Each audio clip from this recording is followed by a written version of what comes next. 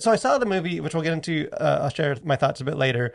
Piece by Piece, which is the kind of weird, like Lego movie biopic, but it's like also like a documentary of Pharrell Williams. Again, it's like Lego, and it's Why not not? really for kids, but it's kind of for kids, and it's a weird movie. You can check out my review for it. And I left the theater, and I was trying to work on my review, and usually I don't like check out other reviews until I've written my own review. But then like when I do write the review, sometimes I'll go check some other stuff and just sort of see, like, hey, what do people think? Am I crazy? Yeah. And I was not crazy about the Piece by Piece movie, but I went over to Rotten Tomatoes, which is like probably the biggest as far as Yeah. like most people know, the Rotten Tomatoes score. You hear that, studios Yeah. constantly, if it's good, Yeah. like People love to like, blast their score if it's good. 98 on Rotten Tomatoes, and it's, Yeah. is this become sort of like the industry standard for like, is it good? Is this movie good or bad? And I know like just like personally, I hear from people that, I was kind of interested, but it seems like it has a 42% on Rotten Tomatoes. So I might just wait till streaming. Like it's sort of become this go-to. Yeah. So I went to check out this movie, and to my surprise, saw that this had a 93% on Rotten Tomatoes.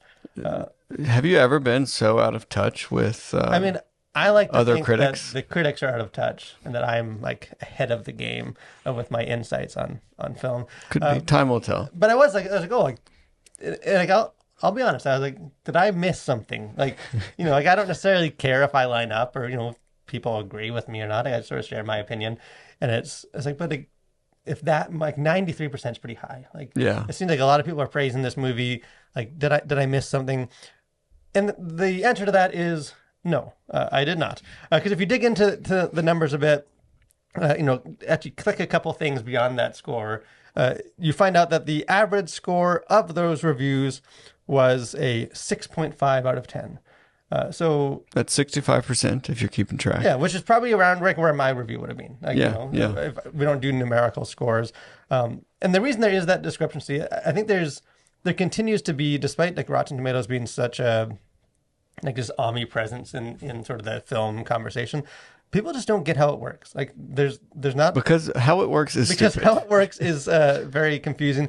And so real quick, again, we don't want to go super deep into this, but like the tomato score, like the 93% for this, reflects how many critics gave it a fresh score, which according to their metrics, Rotten Tomatoes, is a 6 out of 10 or higher. It's like a 6.1 is a fresh score. Yeah. So, if there's 10 critics and 10 of them give it a 6 out of 10, it has a 100% on Rotten Tomatoes. Yeah. If 10 of those people give it a 5.9, 0% on Rotten Tomatoes. So, like, Yeah. but I don't think that's how we treat that number, though. Like, I think, Definitely not. and even someone that knows that, and, like, looking at this movie, I think we treat it like 93% means this is a 9.3 out of 10. That's an A, Yeah. or an A minus. Like that's a That's a good score. that's a good score, and it's not. And I think it can be misleading. I think that's also why you see like it skews towards certain kinds of movies, like because essentially it's the tomato score is telling you like, how many critics said like, meh, it's fine. Yeah. Which it's is above yeah, average. it's not the worst thing I've ever seen. Some people might like it out there, which is why it skews like kids movies almost always do really well. Yeah. Because it's just, even if it's not a great movie, it's like, well, it's for kids. Yeah. Like it's a Minions movie. Kids like Minions. It's 6.1 out of 10. So it's, ends up making 98 on Rotten Tomatoes. Yeah, yeah. Where like a more divisive film may actually get like way more like, this is mind-blowingly amazing. Like this is a 9, this is a 10 out of 10. But if a couple people is like, well, I just didn't connect with it and give it a bad score, then the score is going to go way down. Right. Again, don't want to, that's maybe a too inside baseball for kind of the industry, but I think it does reflect just how over-reliant we can be on just like metrics when it comes to like engaging with films, like evaluating, like, is this good? Is this not good? Should I see this? Should I not see this? And just how many of us just sort of put our trust in these sort of cold numbers that we don't even necessarily understand what those numbers represent. What are some of your like? Yeah. Well, my initial reaction is like, why on earth do they keep this metric in place? Because I think that's such a just outright misleading way to frame a movie. And I guess you kind of have to ask yourself like, so who benefits from this? and it's the movies that are meh because they can slap that 93% on Rotten Tomatoes on all their marketing, and it makes it look like it's a better film than it actually is. And I think it hurts those films that are actually really good films, but have disagreeable content, or are doing something that's maybe unusual. And so it's a good film, but it's going to be hard to score in a real simplistic way. So that would be my first thought, is like, that's just the dumbest thing. Like, I would love to see like why on earth did that ever get implemented, and why on earth is it still there? Like, how many people really are like how many critics out there thought this movie was average? Like, who's looking for that? Like, kind of, and I think it can keep you from, like you were saying, the movies that it doesn't help is, like for me, would be way more enticed by a movie that, like, hey, like 7 critics gave this a 10 out of 10. 3 of them gave it like a 2. Divisive, but like, some of them are really loving this. And that's the movie I want to see. 70% Rotten Tomatoes, as opposed to like, well, if it's really good. I mean, sometimes it's because they all thought it was great. Like, you can still see those numbers. It's just, I don't think most of us don't think to go that far. But I just think it feels like I don't know, like a dumbing down of the way we process films. Like, just what's the most simplistic way we can see whether it's good, whether it's appropriate for Christians, whether it's, worth has value, or like different things, like, or whether people like it and that affirms us because we assume, like. Well, I just think that's where, to toot our own horn here, is like, I think that's where. Continue. I like where you're going with this.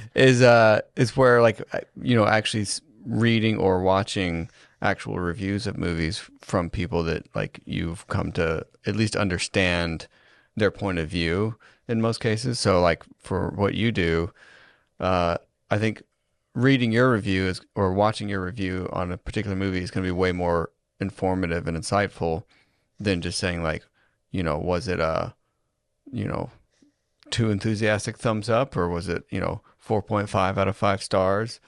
That just doesn't really convey much about a film, aside from the fact that maybe you liked it. But the fact that you liked it doesn't necessarily mean that I'm going to like it.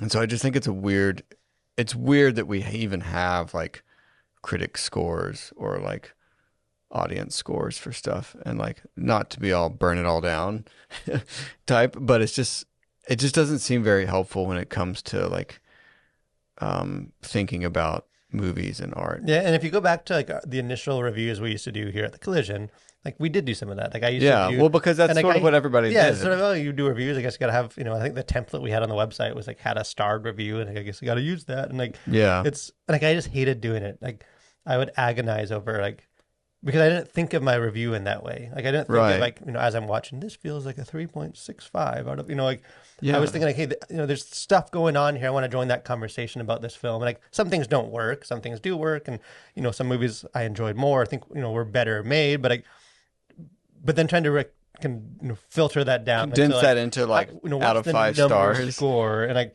one of the most, like, freeing things for our reviews, like, for me at least, writing the review, is like not having to do.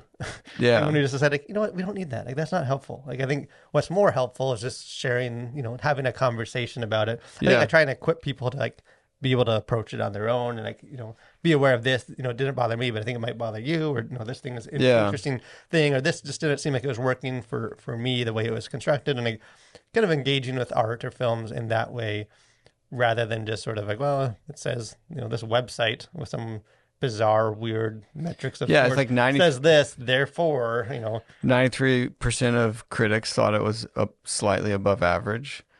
It's like, well, I'm not interested in seeing that. But then if you see the 93% critic score, it's like, oh wow, like, this must be a really great movie if, like, it's being so loved. But then, I'm not interested in seeing, like, average movies. It's like, well, I'll pass or wait for it to come to streaming. Which it tells 2 completely different stories depending on what metric you look at, which I just think, again, is like, why on earth is this still a thing? Yeah, and I know there's been controversy and pushback, just in general with the whole tomato meter and that, but it is so ingrained that it's hard to change that. But another thing, speaking of.